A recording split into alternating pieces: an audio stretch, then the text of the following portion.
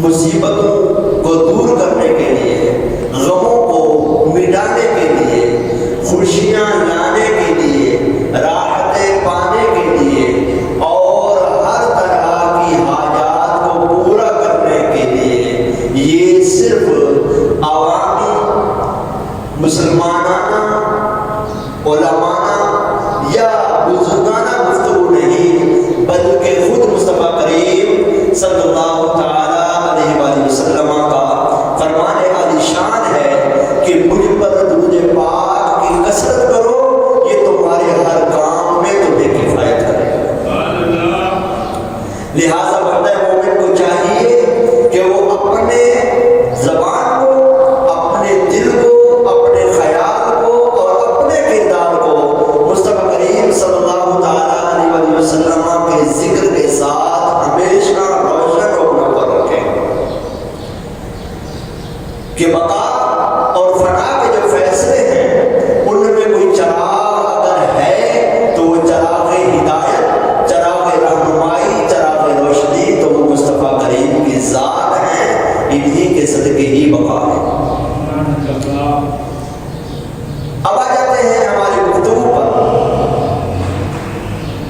جیسے کہ میں نے آپ کو عرض کیا کہ بقا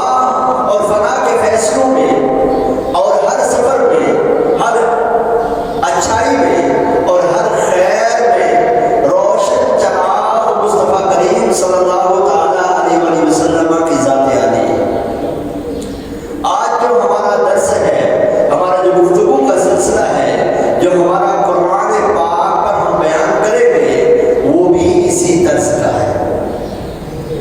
اللہ کے محبوب صلی اللہ تعالیٰ علیہ وآلہ وسلم پر رب تعالیٰ قرآن نازل کرتے ہوئے فرماتا ہے ان الذین آمنوا والذین ہادوا والنصارى والصابئین من آمن باللہ والیوم الآخر وعمل صالحا فلهم اجرهم عند ربهم ولا خوف علیہم ولا هم یحزنون۔ فرمایا بے شک وہ لوگ جو ایمان لائے، بے شک وہ لوگ جو ایمان لائے، اور وہ لوگ کہ جو یہودی ہیں اور نصرانی ہیں اور ستاروں کی پوجا کرتے ہیں، ان میں سے من آمن باللہ والیوم الآخر، ایک تو اللہ پر ایمان لائے، دوسرا آخرت پر ایمان لائے، تیسرا فرمایا اچھے اعمال کریں، فَلَهُمْ أَجْرُهُمْ عِنْدَ رَبِّهِمْ، ان کا اجر ان کے رب کے حضور ہے، وَلَا خَوْفٌ عَلَيْهِمْ وَلَا هُمْ يَحْزَنُونَ، ان پر نہ کوئی خوف ہوگا نہ یہ کسی غم میں مبتلا ہوگا۔ کہ بقا اسی صورت میں مل رہی ہے کہ وہ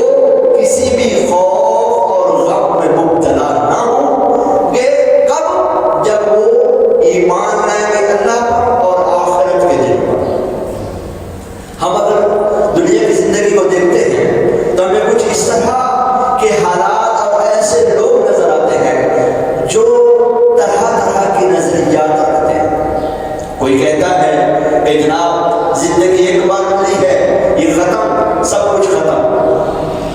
کوئی یہ کہتا ہے کہ خدا ہے ہی نہیں، کوئی یہ کہتا ہے کہ نہیں ایک خدا نہیں ہے بلکہ ہر کام کے لیے الگ الگ خدا ہے۔ کوئی یہ کہتا ہے کہ خدا اس خود میں بیٹھا ہوا ہے، کوئی یہ کہتا ہے کہ خدا اس ستارے کا نام ہے، کوئی یہ کہتا ہے خدا اس خود کا نام ہے، کوئی کہتا ہے خدا سورج کا نام ہے، کوئی کہتا ہے خدا چاند کا نام ہے۔ حالانکہ یہ سب کا سب باطل ہے۔ خدا وہی ہے جو خود سے ہے اور خود ہی ہے، اس کے علاوہ سب کچھ اس کا بنایا ہوا ہے، اس کے بنائے